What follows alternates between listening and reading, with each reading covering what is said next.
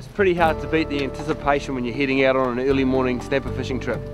This morning we're going to be fishing off the rocks for big snapper, and there's only one thing that could make this trip possibly better. We're going on a helicopter ride.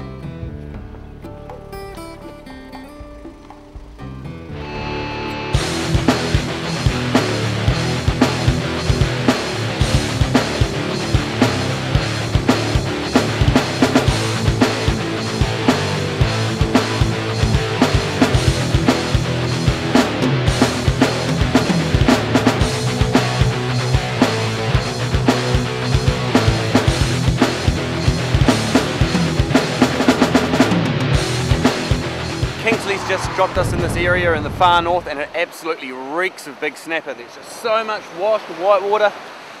We've flown out here, and one thing we know for sure, that it's had no fishing pressure because you just can't get here. Well, unless you've got a helicopter.